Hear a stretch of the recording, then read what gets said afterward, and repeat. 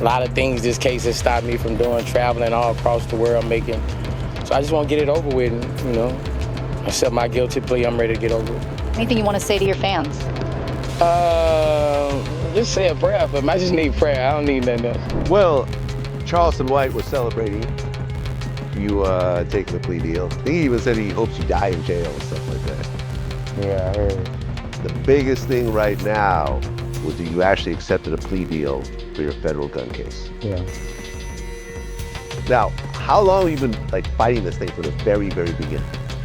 I've been fighting for probably 3 years. 3 years. Boosie's been fighting his demons for years, but this time, it looks like the walls are finally closing in. The feds aren't playing around. His latest federal gun case just flipped everything upside down. Word on the street says he could be facing a full 10-year stretch. And the second that news dropped, guess who popped up out of nowhere? None other than Charleston White, hip-hop's loudest troublemaker. The moment Boosie's case hit the blogs, Charleston jumped online dancing like it was his birthday, celebrating like the man just hit Powerball. He was laughing, preaching, and talking slick all at once. "God is good," he yelled, mocking Boosie for thinking he could outsmart the system. "The streets ain't got no code, and God don't protect street dudes," he shouted mid-livestream, grinning like a man possessed. Charleston even went so far as to say Boosie's newborn won't see him again until the baby's walking and talking. Cold.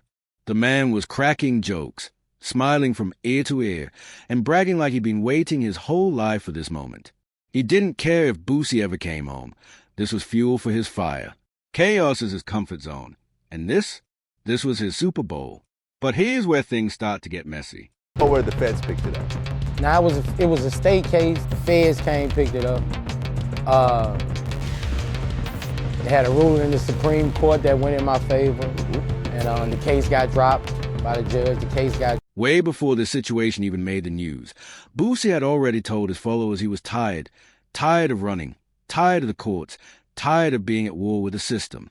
He said straight up he was ready to take a plea deal just to end it all. To some, that sounded like a man finally looking for peace. But to others, it sounded like someone who already knew the storm was on its way and was just bracing for impact. He said he trusted God, but you could tell this case was tearing him apart from the inside. Remember, this same gun charge had already been dismissed once back in 2023, and everyone thought Boosie was finally free, finally able to breathe again. It looked like he could focus on his kids, his music, and some long-overdue peace. But the feds weren't finished, not even close.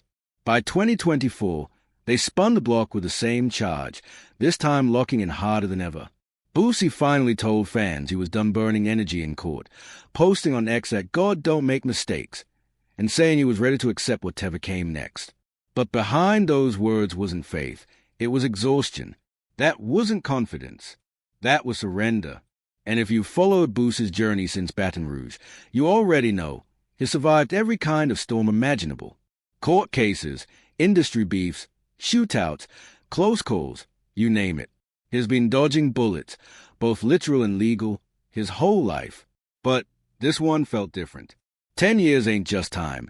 It's a lifetime for someone who's been grinding since his teenage years. The Boosie we saw online wasn't that same fiery, untouchable energy we used to see clapping back at trolls. This version looked worn down, like the fight had finally left his spirit. Meanwhile, Charleston White was somewhere celebrating like it was New Year's Eve.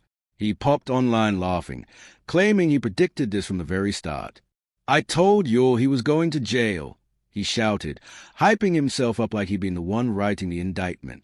And just when you thought he couldn't go lower. I ain't really got no opinion on him because, my opinion can send me to prison. So I ain't really, I ain't really got no opinion on him, once you go to prison, people, kids, talking about you gotta lie. So, I ain't the one gonna do all that. I ain't gonna do all that, you know what I'm saying? Hey, certain people, you can't really express opinions on it, and you one of those. You can't express how you feel because you might end up in prison. I ain't getting tricked off. He did, saying straight up that he hoped Boosie never came home. Ice cold. But let's be honest, that's Charleston's lane. Shock value, chaos, controversy, that's his currency. And this was another payday. What makes this whole thing even wilder is that Charleston's feud with Boosie didn't just appear out of thin air. This grudge had been brewing for years. Charleston always had Boosie in his sights, just waiting for him to slip. Their tension first exploded back in late 2022, right after Kanye West broke the internet with that White Lives Matter stunt. Boosie was one of the first to clap back, calling Kanye out for disrespecting black people. And the culture rode with him. But Charleston, he flipped the script entirely. He jumped online blasting Boosie for even speaking on Ye, and from that moment forward, it was open warfare. Charleston didn't just stop at cracking jokes. He went straight for the jugular. He started dragging Boosie's son, Tootie Raww, and even T.I.'s son, King Harris, into the mess. He called them ugly, weak, and claimed they both end up behind bars. That's when folks realized Charleston wasn't just another internet clown. He was surgical with his disrespect. He wasn't chasing clout. He was hunting pain. He even mocked Boosie, saying, "Them white folks got you, Boosie. You let these and asterisk play you." The internet froze, waiting for Boosie to do what Boosie does best, snap. But instead of exploding, Boosie switched tactics. In an interview with Tony the Closer, he calmly said reacting could send him straight back to jail, especially when someone's dragging kids into the drama.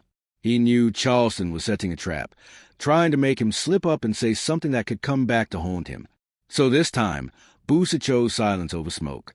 It wasn't fear, it was strategy. For once, he saw through the setup and refused to feed Charleston the chaos he was craving. Still, you could feel that storm brewing underneath. By early 2023, Charleston had shifted targets, trolling T.I. over that paperwork party scandal. That's when Boosie's son, Tootie, had enough and fired back. He called Charleston old, bitter, and even told him to go die. And Charleston, being Charleston, took it straight to hell. He went live saying, "I hope your daddy died from that diabetes. I hope they forget to send him insulin 1 month." Who even says that? That wasn't trolling. That was cruelty with a pulse. And in the most twisted twist imaginable, just weeks later, Tootie got arrested on a gun charge. The second that news hit the blogs, Charleston jumped online claiming victory. He bragged about calling the cops himself, said he sent pictures, and even tipped off the Department of Public Safety. He was grinning like he'd just won a prize, taking credit for a teenager's arrest. At that point, it wasn't beef anymore, it was obsession. Charleston didn't just want to hurt Boosie, he wanted to destroy him completely. Charleston took things to a place nobody saw coming. Street kid. I'm not a criminal. I'm a kid who was raised to tell the truth. When my mama come in and say, "Son, what happened?" "Mama, I didn't do that." I got to pay for a lawyer. I got 2 lawyers, Carl Mallory and Louis Stern. Louis Stern became Judge Stern, Judge Louis Stern. But nigga, I had 2 paid for a lawyer. My mama is a well-to-do mama. I'm just playing, I ain't playing. I'm an adolescent going through an adolescent stage of rebellion. Ain't no street. Hell yeah, I'm gonna tell on you. I've been telling since I was a little bitty boy. He started accusing Boosie of being a 6-time killer who used kids as pawns. Wild, baseless claims. But he said them loud enough, often enough, that whispers turned into headlines. That's when their beef stopped being internet games and started leaving real damage. Charleston wasn't just throwing shots. He was trying to ruin Boosie's life piece by piece. And then 2023 came swinging like a wrecking ball. Just 3 months after Charleston went after Tootie, Boosie got arrested in San Diego, right after walking out of a courtroom. The timing was almost too perfect, like the system had been waiting for its cue. The second it happened, Charleston jumped online like it was open MIC night at church. He was preaching, laughing, and gloating all at once, calling Boosie's arrest God's plan and comparing him to Daniel in the lion's den. It was mockery on a spiritual level. Fans couldn't tell if he was trolling or testifying, but either way, Charleston had turned Boosie's pain into primetime content. That's his formula, spin real struggles into internet theater. But by summer, Boosie had had enough. He sat down with Vlad TV and finally addressed it all. You could see the frustration boiling just under his calm. Boosie admitted he didn't even want Vlad to interview Charleston, especially after the disgusting things said about Tootie. But Boosie stayed disciplined. He said he wasn't scared, just smart enough to know a setup when he saw one. His goal wasn't to look tough, it was to stay free. Still, no matter how calm he acted, you could tell Charleston was living rent-free in his head. Every time Boosie's name popped up, Charleston was right there too, spinning it, mocking it, and Monet-izing it. Then early 2024 hit, and this beef crossed over from hip-hop circles to full-blown internet chaos. Adin Ross, one of the biggest streamers online, was supposed to have Boosie on stream. It was lined up to be a viral moment. But when Charleston's name entered the chat, Boosie backed out, not wanting any part of that circus.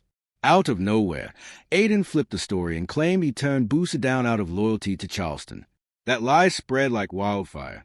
Suddenly the internet was roasting Boosie like he got curved by a gamer, when in reality, he was just trying to avoid drama. It got so ridiculous that even DJ Vlad jumped in, blasting Adin for siding with a man who'd openly praised Hitler and denied the Holocaust. That's when people finally realized something deeper. Charleston wasn't just a troll anymore. He'd become a brand. Streamers, rappers, and clout chasers started using his name like a cheat code for engagement. People who had nothing to do with Boosie were jumping into the feud just to get views. And Charleston? He ate it up. By March, he was back online claiming Boosie was warning promoters not to book him. And of course, he flipped that into another viral sermon, saying Boosie was threatening him and that he'd already contacted the feds.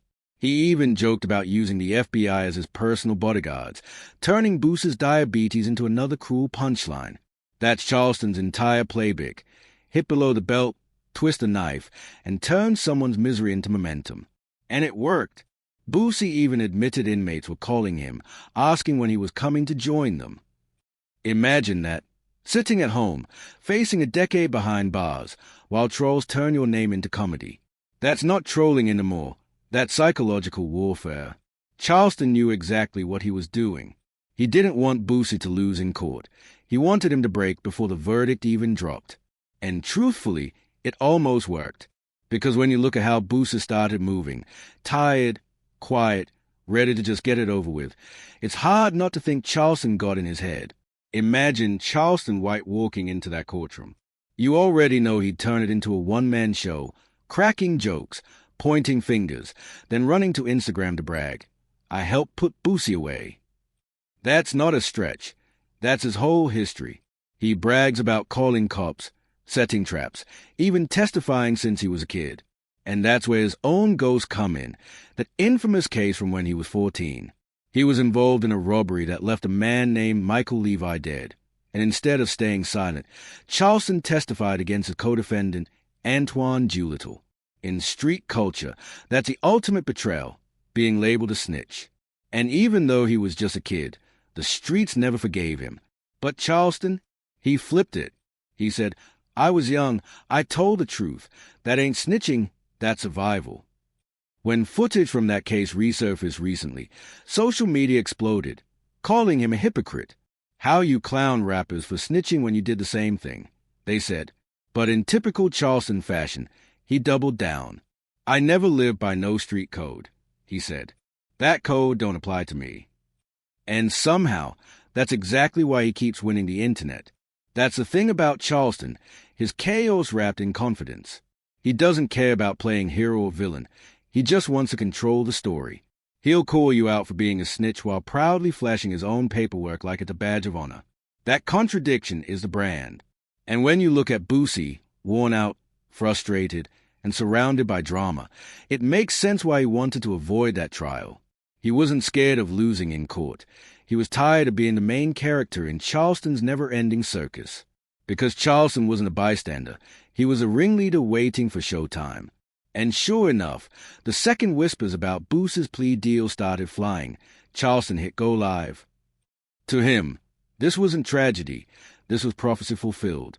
He treated Boosie's downfall like a Super Bowl win, popping off about how he'd been right all along. Every insult, every prediction, every time he said Boosie would crash out, Charleston turned it into his own victory montage. The man didn't just celebrate. He gloated like he'd been waiting his whole life for this moment. Boosie hadn't even caught his breath yet, and Charleston was already doing a digital victory dance on the man's name. That's when things crossed from beef to obsession. Charleston's been locked on Boosie like a target since 2022. Every arrest, every hospital visit, every headline, Charleston's there to twist the knife. From clowning Tootie's run-ins with police to bragging about calling the feds himself, it's like he's determined to erase Boosie from the culture one post at a time. But the audience is divided. Some folks say Boosie's karma finally caught up, that you can't run from years of chaos. To them, Charleston's just a messenger. But others see something darker, a man exploiting another black man's downfall for content. They say Boosie's not perfect, but he's a survivor. He's endured things most people couldn't, and watching Charleston mock his pain feels like watching a man kick someone who's already down. That's a fire burning across social media. Is Charleston keeping it real? Or is he feeding the culture's worst addiction, public humiliation? Either way, if that judge really drops a decade on Boosie, Charleston's gonna act like he just got signed by God himself. Expect champagne, live streams, and maybe a told you so merch drop. But here's the irony. That celebration could end up aging worse than gas station sushi. Because history's shown that sometimes prison doesn't end a rapper's career, it rebirths it. Think Tupac. Think Gucci. Sometimes that isolation forges legends. And if Boosie walks out 10 years from now more focused and fearless, Charleston's victory might look like the setup for the biggest comeback in hip-hop. Because Boosie's story ain't over, and Charleston might just be writing the chapter that makes his return unforgettable. Right now, everything's hanging in the balance. The plea deal's on standby, the internet's in full gossip mode, and Charleston's circling like a hawk over roadkill, ready to feast on whatever's left of Boosie's image. This isn't just another headline. This is a loyalty test, a real one. It's exposing who's genuinely praying for Boosie and who's secretly waiting for his fall while pretending to be supportive. No matter how this plays out, the culture's tuned in, and when that verdict drops, the echo's gonna shake the industry for years to come. But here's where things really get twisted. This beef didn't start with a live stream or a diss video. According to Charleston, it goes back years. He's been calling out Boosie since day one, claiming the rapper once had a 13-year-old take his charges for him. You heard that right. A kid, barely old enough to drive, allegedly took the fall so Boosie could walk free. That's been Charleston's rallying cry. That Boosie's not a street hero. He's a manipulator in disguise. And even though the story's wild, Charleston's conviction made people listen. In his eyes, Boosie's not a legend. He's a lesson. A warning about what happens when ego replaces morals. Charleston says Boosie's the type to throw anyone under the bus to save himself, even a child. Harsh? Yeah. But it's a consistency that makes his attack sting. He's always pushed one message. Boosie isn't a role model. He's a red flag. Especially with the whispers about that Duke situation, the one people still call a setup. Word is, Duke's death wasn't random. People think it was a backdoor play, a supposed $1 million hit where Boosie and the Prince family allegedly got what they wanted without paying a dime. No contracts, no paper trail, just betrayal disguised as business. And that's exactly the type of move Charleston's been warning about for years. He says Boosie isn't loyal, he's lethal. The kind of man who says, I got you, right before he lines you up. That's not brotherhood. That's betrayal with good PR. Now the wild part? Charleston called it before it even happened. He'd been telling people Boosie's not someone you trust with your money, your jewelry, or your life. And after the Duke situation, a lot of folks started seeing what he meant. They might not like Charleston's mouth, but they can't deny his accuracy. Because when it comes to patterns, chaos, betrayal, and survival, Boosie's name stays in the mix. Charleston's not clowning him for entertainment anymore. He's rewriting his legacy in real time. And that's a deeper message. This beef ain't about fame or views. It's about what we glorify. Too many people confuse street respect with moral integrity, but those two things don't even live in the same house. The streets reward snakes who survive, not souls who stand on principle. Duke learned that too late, thinking loyalty meant safety when it really meant standing next to wolves. So yeah, this feud between Boosie and Charleston White is way bigger than two men talking trash online. It's a mirror held up to the culture. A question we all got to answer. Are we cheering for realness or just rooting for destruction? But what do you think? Is Charleston exposing the truth, or just cashing on another man's pain? Drop your thoughts below. Hit that like, and subscribe for more deep dives. This is Snow signing out. Stay sharp, stay safe, and remember, not every bro who says, "I got you" means it.